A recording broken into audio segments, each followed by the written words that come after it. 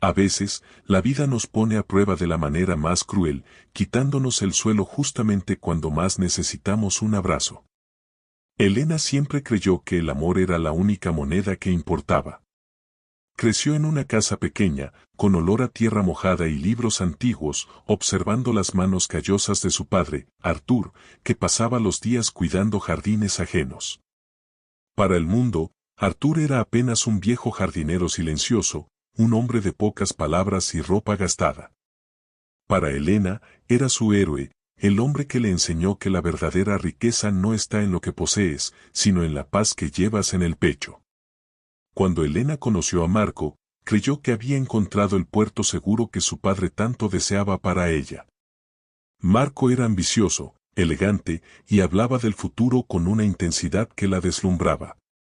Se casaron bajo el sol de una tarde de primavera, pero Elena no sabía que, bajo el traje impecable de Marco, latía un corazón que solo conocía el valor del oro, y nunca el peso de la lealtad. La tragedia empezó a dibujarse un martes gris, cuando el corazón cansado de Artur finalmente dejó de latir. Elena sintió como si le arrancaran una parte de su propia alma. Estaba embarazada de 5 meses, llevando en el vientre el fruto de un amor que ella creía inquebrantable. En el velorio de su padre, la sencillez era absoluta. No había coronas de flores lujosas, solo algunos vecinos y el silencio respetuoso de quienes conocían la bondad de aquel hombre. Marco, sin embargo, no conseguía ocultar su impaciencia. Miraba el reloj, los zapatos manchados de barro del cementerio y a Elena, con los ojos hinchados de tanto llorar. Para él, la muerte de Artur no era solo una pérdida familiar, era el fin de una utilidad. Siempre había despreciado a su suegro, llamándolo a sus espaldas el viejo fracasado. Marco esperaba que, de algún modo, Artur tuviera ahorros escondidos, pero al ver la casa humilde y las herramientas viejas, su codicia se transformó en un desprecio frío y calculado. Apenas 3 días después del entierro, mientras el olor de las flores secas aún flotaba en la sala, Marco hizo lo impensable. No le ofreció un hombro a Elena para llorar, en cambio, colocó una carpeta de cuero sobre la mesa del comedor. Elena, con una mano sobre el vientre, miró los papeles y luego a su marido, sin entender. El tono de voz de Marco era cortante, desprovisto de cualquier rastro de afecto. Dijo que la vida era demasiado corta para vivirse en la mediocridad, que él necesitaba a alguien que estuviera a su altura, alguien que pudiera ayudarlo a subir los peldaños que tanto anhelaba. En ese momento, la puerta principal se abrió y Chloé entró. Era la antítesis de Elena, vestida con sedas caras, exhalando un perfume opresivo y luciendo una sonrisa de quien ya había ganado incluso antes de que empezara la batalla.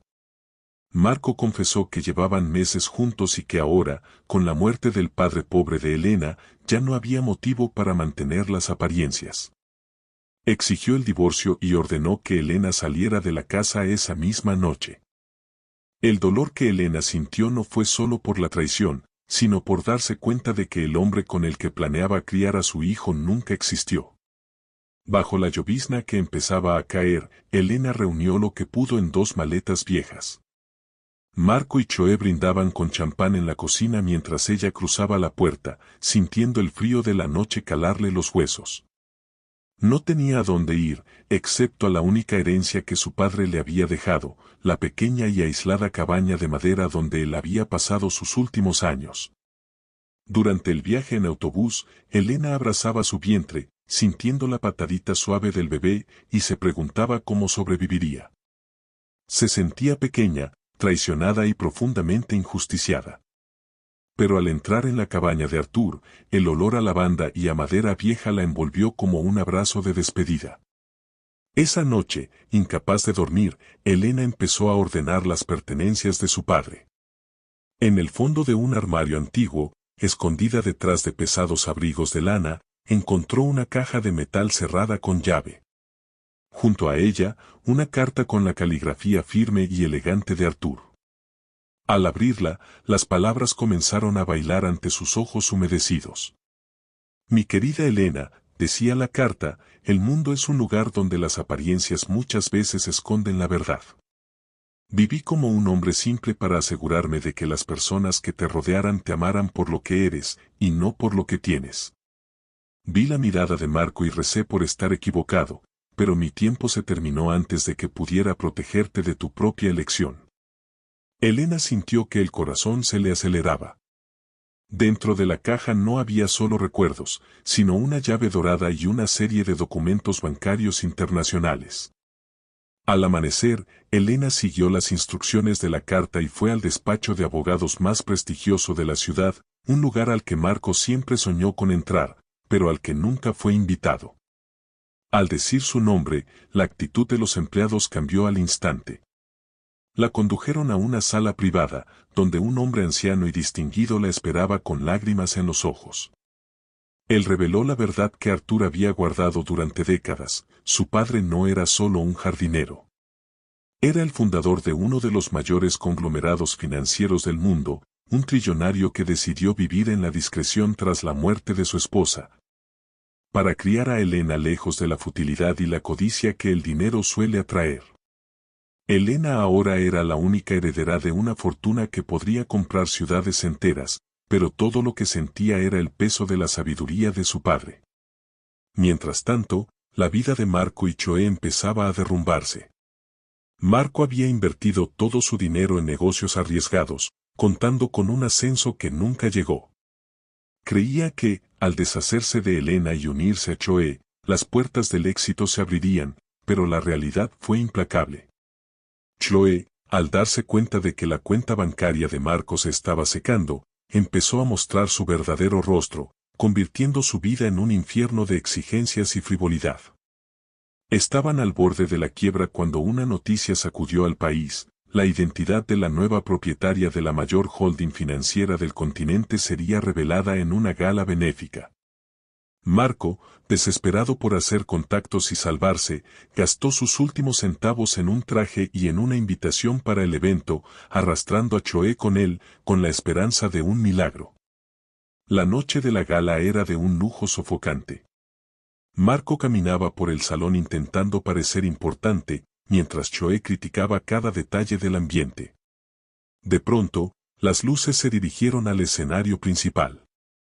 El maestro de ceremonias anunció a la mujer que ahora tenía el destino de cientos de empresas en sus manos. Cuando Elena apareció, el silencio fue absoluto. No llevaba joyas excesivas, vestía un largo vestido azul profundo que parecía reflejar la serenidad del océano. Estaba radiante, el embarazo, ahora evidente, le daba un aura de fuerza y de divinidad. Marco sintió que la copa de cristal se le resbalaba de la mano y se hacía añicos en el suelo. El impacto fue tan violento que se quedó sin aliento. Esa era la mujer a la que él había echado de casa bajo la lluvia. Esa era la hija del jardinero fracasado. Elena caminó hacia el micrófono, y su mirada recorrió el salón hasta encontrar los ojos desorbitados de Marco. No había odio en su expresión, solo una compasión profunda y distante, esa clase de mirada que se le dedica a algo que ya no tiene poder sobre ti. Habló del legado de su padre, de cómo la verdadera riqueza es invisible para los ojos codiciosos, y de cómo el carácter de una persona se pone a prueba en el momento en que cree que el otro no tiene nada que ofrecer. Marco intentó acercarse, las palabras de disculpa ya se formaban en su boca mentirosa, pero la seguridad lo detuvo antes de que pudiera llegar cerca. Desde lejos, vio a Elena rodeada de personas que realmente la respetaban, no por su dinero, sino por su esencia. Meses después, Elena dio a luz a un niño, al que llamó Arthur. No usó su fortuna para vengarse, porque entendió que el mayor castigo para personas como Marco y Choe es permitir que vivan con las consecuencias de sus propias elecciones. Marco terminó solo, trabajando en empleos mediocres para pagar deudas que nunca terminaban, perseguido por la imagen de la reina a la que él mismo convirtió en mendiga, sin saber que ella ya era dueña del mundo.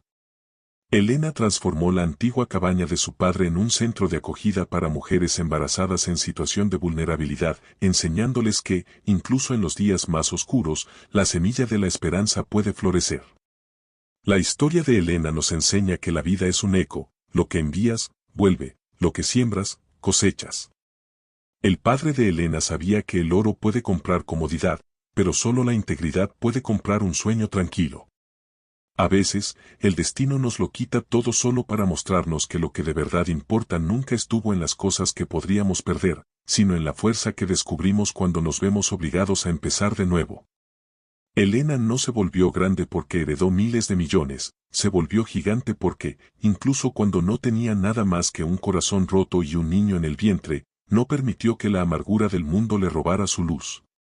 ¿Alguna vez sentiste que el mundo fue injusto contigo?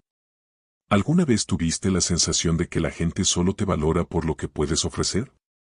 Recuerda a Elena y a su padre Artur. La verdadera nobleza no está en el saldo bancario, sino en la manera en que tratamos a quienes, aparentemente, no pueden hacer nada por nosotros. Si esta historia tocó tu corazón y te hizo reflexionar sobre los valores que llevas contigo, compártela con alguien que necesita esperanza hoy.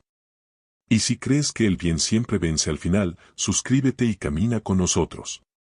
Porque, al final de cuentas, lo que nos llevamos de esta vida no es lo que acumulamos, sino el amor que fuimos capaces de esparcir.